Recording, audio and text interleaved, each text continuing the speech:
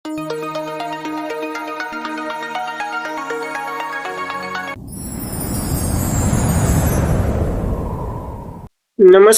ગુજરાતના અધિકારી મિત્રો, આજે આપણે 6 જાન્યુઆરી 2024 નું મોસ્ટ ઇમ્પોર્ટન્ટ કરંટ અફેર સાથે સાથે જીકે અને જીએસ વિશે ચર્ચા કરવાના છે.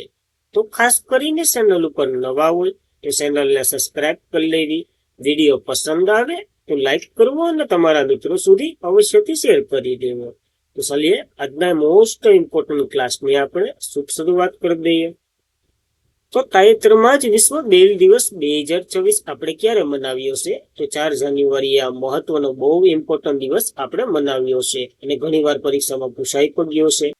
તો વિશ્વ બ્રેઇલ દિવસ આપણે 4 જાન્યુઆરીના રોજ ઉજવીએ છીએ, જે દર વર્ષે ઉજવવામાં આવે છે અને મોસ્ટ ઇમ્પોર્ટન્ટ દિવસ છે આપણા માટે. ખાસ કરીને લુઈસ બ્રેઇલના જન્મદિવસની ઉજવણી છે, કારણ કે એમને જે બ્રેઇલ લિપિ છે એની શોધ કરી હતી, જેમણે સ્પર્શેન્દ્રિયની લિપિની વિકસાવી હતી, જે અંધ અને અશાંતિ એટલે કે અશાંકિત જે દ્રશ્ય ધરાવતા વ્યક્તિ હોય ને એના માટે સંદેશા વ્યવહારની ક્રાંતિ લાવી હતી. અને આને પેલો આપણે 2019માં ઉજવ્યો હતો, જે પીવાયક્યુ પર છે, તો એ પણ યાદ રાખવું.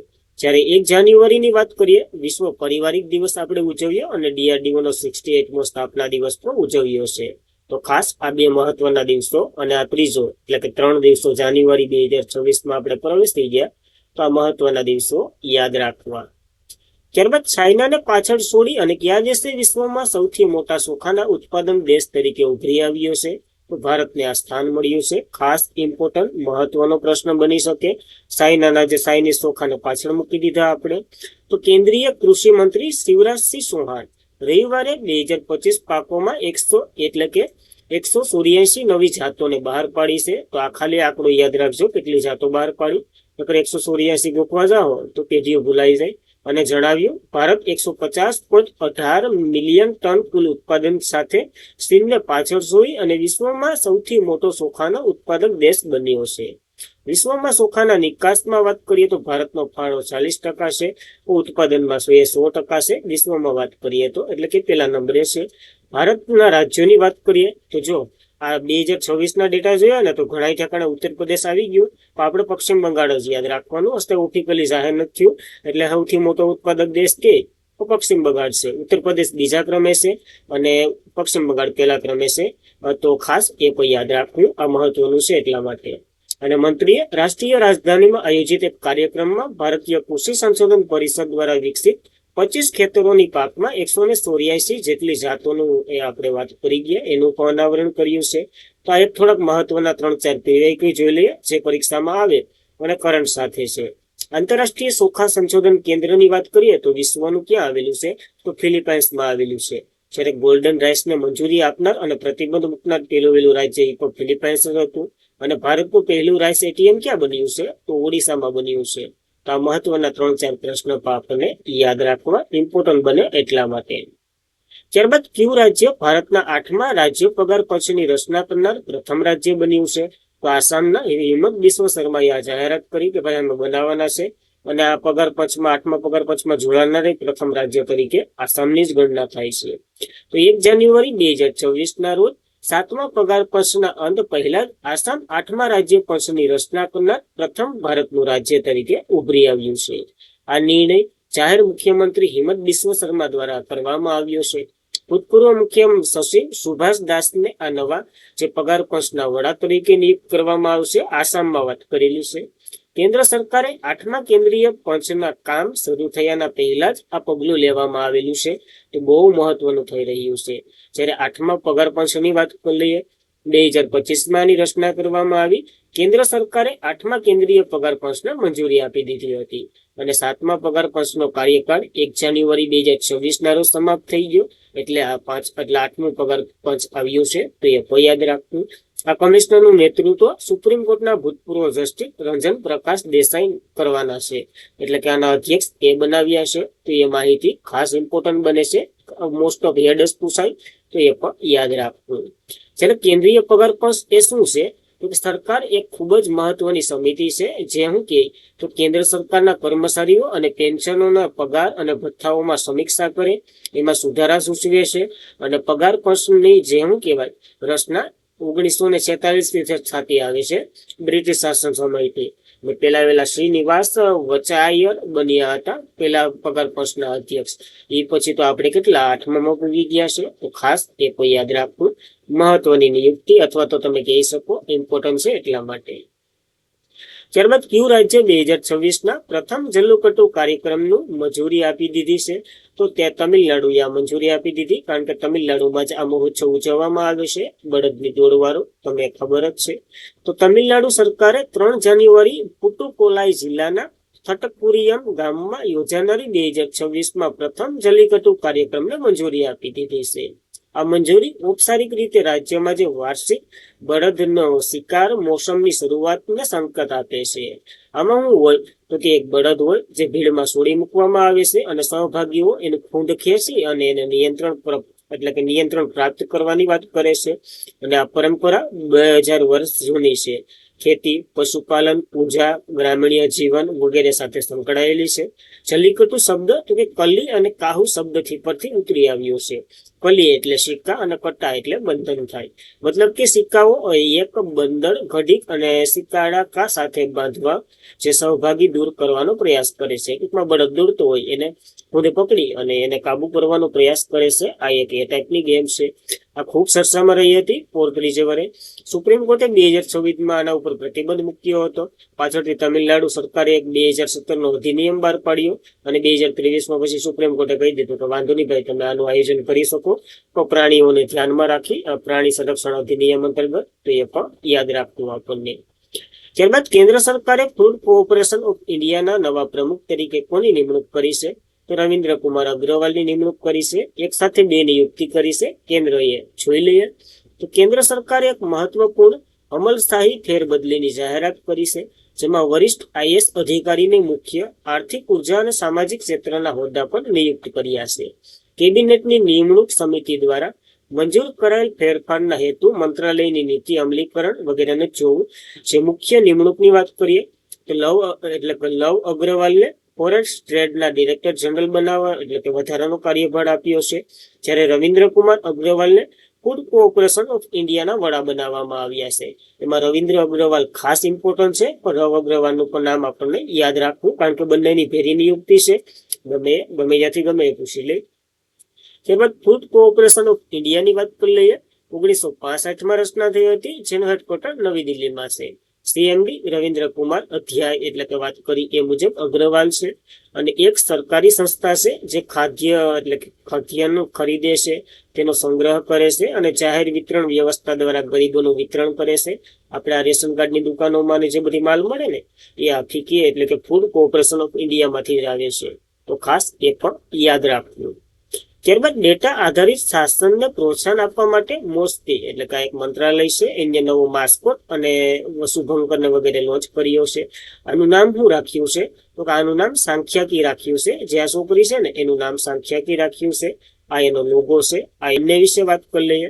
આંકડા અને કાર્યક્રમ અમલીકરણ મંત્રાલયે એક નવો લોગો અને માસ્કોટ રજૂ કર્યો છે, જે સાંખ્યાકિક ઓળખ આધુનિક બનાવે છે. એક તરફ મહત્વનું પગલું ભર્યું છે.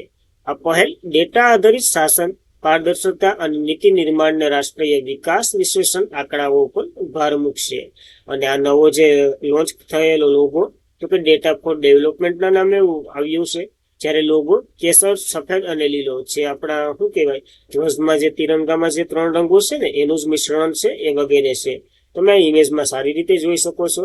આ છે, આ લીલો છે, આ કેસરી છે અને આ ભાઈ ઓલો છે, આ વાદળી ટાઈપનો.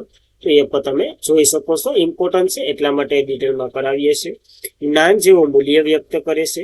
જ્યારે લોગો સાથે મોસ્તીએ તેનો માસ્કોટ સાંખ્યાકીની એ રજૂ કર્યો છે. અને આ બધી મંત્રાલયના મંત્રી તો કે રાવ ઇન્દ્રજીત સિંહ છે. તો ખાસ આ ઇમ્પોર્ટન્ટ માહિતી આપણને યાદ રાખવી. ત્યારબાદ પ્રધાનમંત્રી નરેન્દ્ર મોદીએ ક્યાં પવિત્ર પ્રહાર અવશેષનું આંતરરાષ્ટ્રીય પ્રદર્શનનું ઉદ્ઘાટન કર્યું છે? તો આનું ઉદ્ઘાટન નવી દિલ્હીમાં કર્યું છે, ભગવાન બુદ્ધના સાનિધ્યમાં. જોઈ લઈએ તો પ્રધાનમંત્રી નરેન્દ્ર મોદીએ શનિવારે રાષ્ટ્રીય રાજધાની રાયપિથોરામાં સાંસ્કૃતિક સંકલનમાં ભગવાન બુદ્ધ સાથે સંબંધિત પવિત્ર પ્રવાહ અવશેષનું ભવ્ય આંતરરાષ્ટ્રીય પ્રદર્શન કર્યું છે. આની આખી કહાની પછી જોશું. The light and the lost નામ આપવામાં આવ્યું છે. રેઝિલન્સ ઓફ ઇન્ડિયન 1 એવું શીર્ષક વાળું. અને આનું પ્રદર્શન 1 સદીથી વધુથી પરત લાવવામાં આવ્યું, પછી કરવામાં આવ્યું. ટૂંકમાં પવિત્ર પરિવાહ અવશેષ શું છે? કે ભગવાન બુદ્ધ સાથે સંકળાયેલા પ્રાચીન કલાકૃતિનું સંગ્રહ છે, જેને 1989માં ઉત્તર પ્રદેશના પરિવાહ સ્તૂપ પાસેથી મળી આવ્યું હતું. અત્યારે તો અંગ્રેજોનું શાસન હતું, એટલે અંગ્રેજો અહીંયા લઈ ગયા હતા.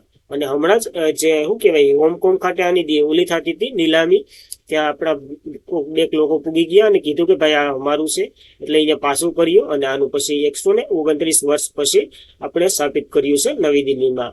એટલા માટે આઈએમપી થઈ રહ્યું છે અને આનું ઉદઘાટન મોદીજીએ કર્યું છે. તો ખાસ ઇમ્પોર્ટન્ટ ધરાવે છે, તો યાદ રાખવું, ભગવાન બુદ્ધ સાથે સંકળાયેલું છે. ત્યારબાદ સેનાએ કયા વર્ષને નેટવર્કિંગ એન્ડ ડેટા સેન્ટિનેટનું વર્ષ જાહેર કર્યું છે? તો 2026ના વર્ષ જાહેર કર્યું છે. ખાસ ઇમ્પોર્ટન્ટ ધરાવે છે આ પ્રશ્ન પણ. તો ભારતીય સેનાએ ગુરુવારે 2026માં નેટવર્કિંગ એન્ડ ડેટા સેન્ટિનેટ વર્ષનું જાહેરાત કર્યું અને કહ્યું આ પહેલું કનેક્ટિવિટી છે જે રિયલ ટાઈમ નિર્ણય લેવામાં ક્ષમતા, લડાઈ અસરકારકમાં વધારો કરશે, જેનાથી ભવિષ્યમાં તૈયાર દળ અને સ્થિતિસ્થાપકતા પર સંપર્ક મજબૂત થશે. આ પગલું ભવિષ્યમાં યુદ્ધ સેનાની તૈયાર અને પ્રતિબિંબ કરે છે, જ્યારે માહિતીની શ્રેષ્ઠતા અને નિર્ણય લેવાની ગતિ સંકલિત યુદ્ધ અને મેદાનનું સફળ નક્કી કરે છે. કઈ ન સમજાણું? આનો અર્થ એ થયો કે જો આ માહિતી સ્પર્શ હોય ને તો ગમે એ કરી શકે છે, ગમે એવો ઓપરેશન લડી શકે છે આર્મી. એના માટેનું આ એક વર્ષ જાહેર કર્યું છે. ખાલી સિમ્પલ શબ્દમાં એટલું યાદ રાખવું. 2026માં ભારતીય સેનાએ પોતાને એક સ્માર્ટ હાઇપરટેક સેનામાં રૂપાંતર કરવા પર ધ્યાન કેન્દ્રિત કરી રહ્યું છે. અને એના માટે ડેટા અને માહિતી અને નેટવર્ક સૌથી મજબૂત શસ્ત્ર છે આપણી સેનાનું. એટલે એના ઉપર ફોકસ કરવા માટે આ 2026ના વર્ષને જાહેર કરવામાં આવ્યું છે. તો બસ સિમ્પલ એટલું જ યાદ રાખવાનું છે.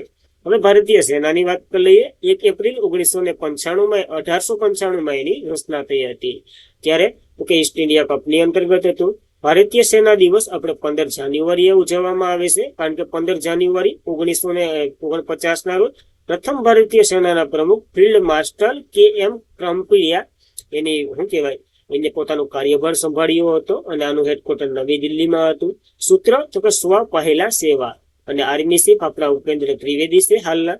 ભારતીય સેના એટલે કે વાઇસ ચીફ તો પુષ્પેન્દ્રસિંહ છે 48મા નંબરના. તો ખાસ આવી મહત્વની સેના વિશે જેના ઉપર આપણે ગર્વ હોવો જોઈએ અને લેવાનો અને યાદ રાખવાનો હોય. ત્યારબાદ કયા લેફ્ટનન્ટ જનરલને 29માં ડાયરેક્ટર જનરલ બોર્ડર રોડ તરીકેનો કાર્યભાર આપવામાં આવ્યો છે? તો હરપાલ સિંહને આ કાર્યભાર સંભાળવામાં આવ્યો છે. તો બોર્ડર રોડ ઓર્ગેનાઇઝેશનના નવા ડાયરેક્ટર જનરલ બન્યા. કોણ? તો કે હરપાલ સિંહ 29મા નંબરના છે. જે શું કરશે તો આ રઘુનાથ નિવાસનું સ્થાન લેવાના છે. અને બોર્ડર રોડ ઓર્ગેનાઇઝેશનની વાત કરીએ, જે હું કરે એ બધી જોયું. તો બોર્ડર રોડ ઓર્ગેનાઇઝેશનની વાત કરીએ, 7 મે 1960માં એની રચના થઈ હતી. હેડક્વાર્ટર નવી દિલ્હીમાં છે અને મંત્રાલય ખાસ ઇમ્પોર્ટન્ટ છે. રોડ તો નીતિનજી વાળું એટલે કે માર્ગ પરિવહન મંત્રાલયથી કરીને ન આવતા, રક્ષા મંત્રાલયથી કરીને આવજો, જેના મંત્રી રાજનાથસિંહ છે ને એ વાળું. અને ડીજી લેફ્ટનન્ટ જનરલ હરપાલ સિંહ 29મા નંબરના બન્યા છે. જ્યારે મુદ્રાલેખાનો સ્વયં સર્વ સાનિધ્યમ એટલે મહેનત દ્વારા બધું જ પ્રાપ્ત થાય છે. આ લાઈન ખૂબ ઇમ્પોર્ટન્ટ છે અને આપણા જીવનમાં ઉતારા જેવી પડશે જો સમજાય તો. આનો ઉદ્દેશ્ય તો શહેરી વિસ્તારોનું વ્યૂહાત્મક માર્ગ નેટવર્ક માળખાગત સુવિધા વિકસાવી અને એની જાળવણી કરવાનું આનું કામ હોય છે. જેના હેડ નવા હરપાલ સિંહ બન્યા છે 29મા નંબરના. યાદ રાખવું મહત્વ છે. તો કયા દેશની YJ-20 હાઇપરસોનિક મિસાઇલ સક્ષામાં છે? તો ચાઇનાની આ મિસાઇલ સક્ષામાં છે, કારણ કે ચાઇનાએ આનું પરીક્ષણ કર્યું છે તાજેતરમાં જ. તો ચીને તાજેતરમાં જ ટાઈપ 055 યુદ્ધ જહાજ પરથી છોડવામાં આવેલ YJ-20 હાઇપરસોનિક એન્ટી સ્પીડ મિસાઇલનું એક દુર્લભ ફૂટેજ બહાર પાડ્યું છે. YJ-20 જેને ઇંગલ સ્ટાર 20 તરીકે પણ ઓળખવામાં આવે છે. અને આ ચીન દ્વારા વિકસિત એક હાઇપરસોનિક એન્ટીશિપ મિસાઇલ છે. 3 સપ્ટેમ્બર 2025ના રોજ ચીનને વિજય દિવસ નિમિત્તે આ પરેડમાં સૌ પ્રથમ વખત આનું પરીક્ષણ કરવામાં આવ્યું છે. અને હાઇપરસોનિક એટલે તેની ગતિ 5 મેક કરતા વધારે હોય. આપણા DRDOએ હમણાં હાઇપરસોનિક મિસાઇલનું પરીક્ષણ કર્યું હતું. ઓપરેશન કર્યું હતું. તો ઓપરેશન વિષ્ણુ અંતર્ગત આ પરીક્ષણ કર્યું હતું. તો મિસાઇલ કઈ હતી એ તમારે કોમેન્ટ કરવાની છે, એ પણ યાદ રાખવું. ત્યારબાદ તાજેતરમાં જમ્મુ કાશ્મીરના બારામુલ્લા જિલ્લામાંથી જહાનપોર વિસ્તારમાંથી 2000 વર્ષ જૂના બુદ્ધનો સ્તૂપ અને એક સુનિશ્ચિત શહેર વસાયત મળી આવ્યું છે. તો ખાસ યાદ રાખવું, કુષાણકાલીન હોવાનું માનવામાં આવે છે. કનિષ્ઠ એટલે કે ટૂંકમાં કનિષ્ઠ બૌદ્ધ ધર્મને જે આપ્યો ટેકો એ ટાઈપનું માનવામાં આવે છે, એટલે કે એના કાળનું માનવામાં આવે છે. તો યાદ રાખવું, જમ્મુ કાશ્મીરમાંથી મળી આવ્યું છે. તો બસ આજના માટે એટલું જ હતું. હવે કાલનું ફટાફટ રિવિઝન કરી લઈએ, પછી સ્ટેશન એન્ડ કરીએ. તો તે પહેલા લાઈક કરવું, ચેનલને સબસ્ક્રાઇબ ન કરી હોય તો સબસ્ક્રાઇબ અવશ્યથી કરી લેવું. વિડીયો પસંદ આવે લાઈક, શેર અને સબસ્ક્રાઇબ અવશ્યથી કરી દેવું. તો ચલીએ રિવિઝન કરી લઈએ. G7 સમિટ 2026 એ કયા દેશના એવિયનમાં યોજાવાની છે? તો ફ્રાન્સમાં યોજાઈ રહી છે આ સમિટ. કયા સવાલ? ત્યારબાદ કયા દેશે સ્ટીલ અને એલ્યુમિનિયમ નિકાસ પર કાર્બન બોર્ડર ટેક્સ લાગુ કરનાર પ્રથમ દેશ બન્યો છે? તો કે યુરોપિયન યુનિયન લાગુ કરશે. ખાતર ને વગેરે ઉપર લાગુ કરશે.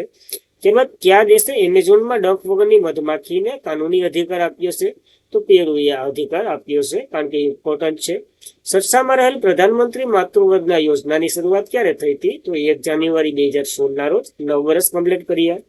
ગુજરાતે સંકલિત નવીનીકરણ ઉર્જા 2025 સુનિશ્ચિત કયા વર્ષ સુધી 100 ગીગાવોલ્ટ રિન્યુએબલ એનર્જી ક્ષમતાનું ઉત્પાદન કરવાનું લક્ષ્ય રાખ્યું? તો 2030 સુધી આ ઉત્પાદન કરવાનું છે. ભારત કયા રાજ્યના કેમૂરને બીજા વાઘ અનામત તરીકે જાહેર કરવામાં આવ્યું છે? તો બિહારનું છે. પહેલું તો કે વાલ્મીકી, બીજું કેમૂર. ત્યારબાદ તો કે ગુવાહાટી અને કયા દેશ એટલે કોલકાતા વચ્ચે પ્રથમ વંદે ભારત સ્લીપર એટલે ઉઠાવતા જવા વાળી ટ્રેન દોડવાની છે? કઈ? તો ગુવાહાટીથી કોલકાતા. યાદ રાખવું. ત્યારબાદ કયા રાજ્યએ તાજેતરમાં જ પોતાનો ત્રીજો જિલ્લો કુશાવંતીની જાહેરાત કરી? તો ગોવા, નોર્થ, સાઉથ અને કુશાવંતી. ત્યારબાદ ગ્રાન્ડ નાઇટ તહેવાર એ ભારતના કયા રાજ્યમાં ઉજવવામાં આવે છે? તો મણિપુરમાં ઉજવવામાં આવે છે. સમુદાય કયો હતો એ તમારે કોમેન્ટ કરવાની છે. ત્યારબાદ કયા દેશના શોન્ટ મેરિસ ભારતીય મહિલા હોકી ટીમના મુખ્ય કોચ તરીકે નિયુક્ત કરવામાં આવ્યા છે?